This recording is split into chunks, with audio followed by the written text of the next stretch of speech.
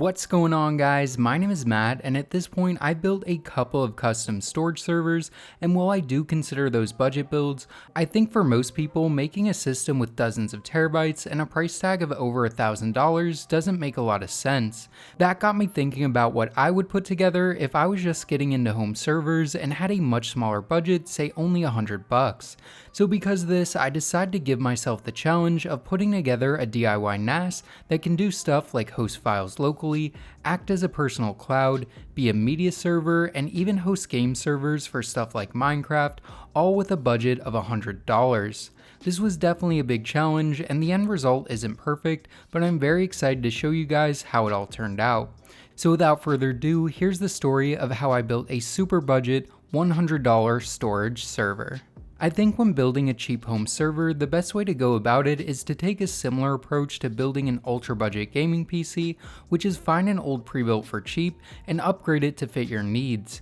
Now when picking a pre-built, there are a lot of options from the likes of HP, Lenovo, and Dell, but for me, I wasn't looking for any specific brand and was much more focused on the specs they had. The main thing I was looking for was a PC featuring a relatively modern quad-core processor, 8GB or more of RAM, room for a few drives, and ideally PCIe slots for future expansion. I think looking locally on sites like Craigslist and Facebook Marketplace is a good idea, especially if you live in a very populated area, but for me, I personally prefer eBay as I can still find a really good deal with enough searching and patience. After looking at all the available options, it looked like if I wanted to keep the base system at or under $50, the best thing to look for was a system with a 6th gen i5, as you can readily find pre-builts featuring one of those CPUs with 8GB of RAM for $50 buy it now, meaning if I searched long enough, I should be able to find one for even less.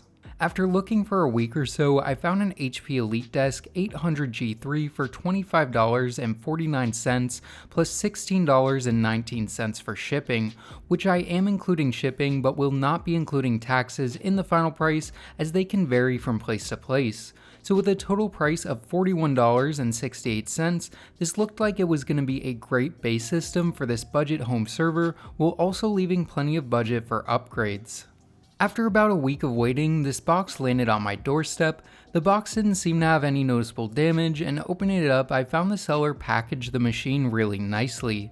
Other than the PC itself, the only other thing in the box was an ATX power cable. Cutting open the bubble wrap revealed the machine I ordered in what I would consider fair condition, with some minor scuffs.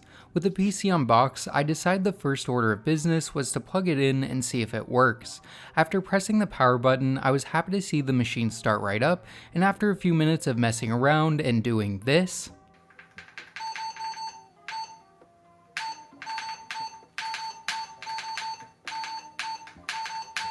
I did eventually make it into the BIOS, and once I confirmed it was recognizing all the hardware, I decided to power it down to take a closer look and hopefully clean it up a bit, as if the outside was any sign, the inside was probably going to be pretty dusty.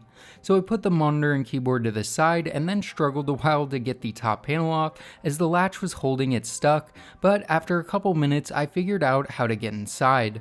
Opening it up revealed a moderately dusty system, so I decided to just pull everything out to both clean and get a closer look. Teardown was simple, and the only really annoying thing was the fact all the screws were Torx, and the fact you have to remove the CPU cooler to remove the motherboard. I started by wiping off the old thermal paste, which actually looked like a relatively fresh application, and then removed the single stick of RAM. Then it was just a matter of doing an initial dusting and going over everything quickly with some Q-tips and 99% isopropyl alcohol. This isn't the best or most optimal method, but these are the materials I had on hand, and the end result is a decently clean board.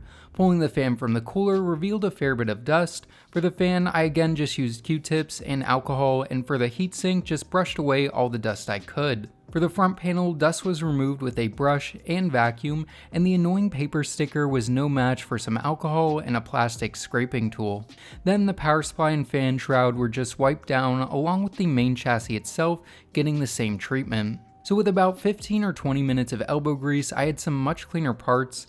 Before I throw everything back into the case, let's talk about all of what came with the base system. The CPU itself is an Intel Core i5-6500, a quad-core CPU without hyperthreading, and a base and boost clock of 3.2 and 3.6 GHz respectively. This little quad-core released all the way back in Q3 of 2015, but for a budget server like this one, it should work great. Our CPU is sitting in a very proprietary LGA 1151 motherboard, which features 4 DIMM slots, 3 SATA ports, 4 PCIe slots, an M.2 slot for an SSD, and an M.2 slot for Wi-Fi, which can actually be retrofitted for a number of different things, and interestingly enough, the front panel I/O is actually built into the board. In terms of back panel I/O, it has plenty of USB ports, gigabit Ethernet, and a few display out options. The single RAM stick that I pulled out earlier is an 8GB stick of Samsung DDR4 memory clocked at 2400 MHz. What's nice is because this is only taking up one of the 4 slots, it means we could theoretically upgrade to 32GB of RAM in the future by popping in 3 more 8GB sticks. The cooler is a pretty basic all aluminum cooler, but it definitely gets the job done. The power supply is what I believe to be a TFX form factor unit with 180 watts of output and a surprising 80+ platinum rating. All in all, these parts came together to make a really nice base system to build off of, and because the total cost was $41.68, it means there's about $58 left in the budget. So what was I looking to upgrade this machine with? Ideally, I was looking to add an SSD boot drive of some sort, 2 larger mechanical drives for the storage pool, and if budget permitted, more RAM. I decided to first grab the drives as those were going to take the biggest chunk of the budget, and the reality of building a storage server this cheap is that new hard drives are going to be way too expensive. This means I again had to turn to eBay. After looking at options, it seemed like I could get a couple 2TB drives that would fit into the budget. My search led me to this listing featuring a couple 7200 RPM 2TB Seagate drives. I specifically went for these as they were only $18 a pop with free shipping, and the listing stated they had 100% health, which I decided to take the seller's word for. With that being said, don't be afraid to ask for smart data to see stuff like drive health and power on time before your purchase. The worst the seller can do is say no, which would be a good sign to move on to a different listing. With the remaining $20-ish, I purchased a 128GB OEM Samsung NVMe SSD for $9.99 with free shipping, along with an identical stick of RAM to the one already installed for $9.87, again with free shipping. This meant I was all in at $97.54 before tax for all the parts, and all that was left to do was wait for everything to arrive. The hard drives arrived nicely packed in bubble wrap, and before putting them into the system, I wanted to plug them into my PC and check the drive health and data. Drive 1 showed to be in good health with a power on time of about 2 years and a power up count of only 22. The second drive again showed good health, but a higher power on time of 3 years and a few more power ups. This overall is decent, and while there's no telling when these drives will fail, I do expect these could very easily last for another 2 or 3 years in a server like this one. The SSD, like the drives, came packaged well, and I went ahead and installed it into my M.2 NVMe to USB adapter so I could check its health.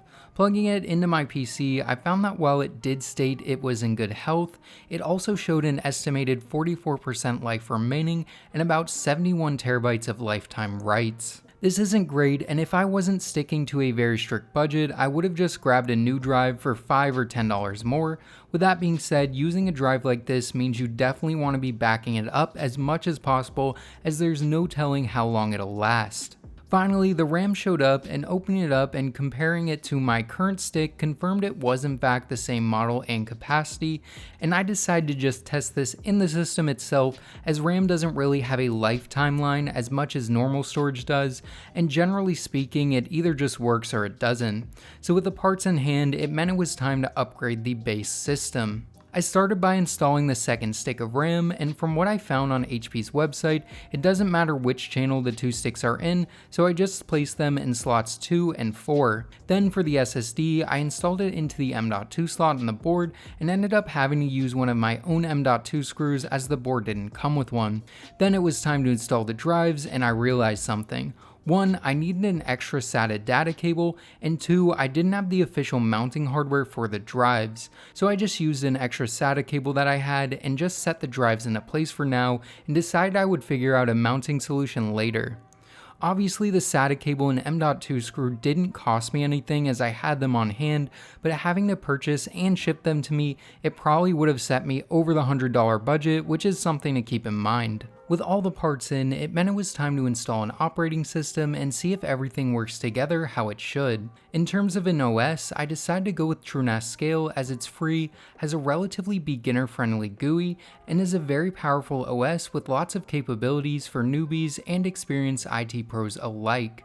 I'm going to go over a general overview of what I did to set it up, but just know I'm pretty inexperienced with this stuff, and I'll leave a few TrueNAS tutorials in the description from people who actually know what they're doing, so make sure to check those out if you're wanting to install TrueNAS yourself. But before I could install the OS, I need to make a bootable installer drive, which usually is done with a thumb drive, but I just used an extra SSD I have connected to a USB cable. To do this, all I had to do was download the latest stable version of TrueNAS Scale and download Balena Etcher, which once installed allowed me to flash my USB SSD with the TrueNAS installer.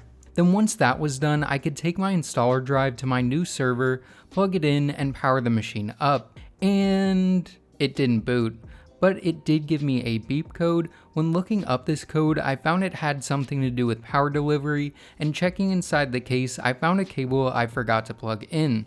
With that plugged in, I tried to boot it up again, and it did actually boot this time, but it kept giving me an error message. Looking this up, I found that I needed to disable Secure Boot in the BIOS, which after doing allowed me to enter into the TrueNAS installer.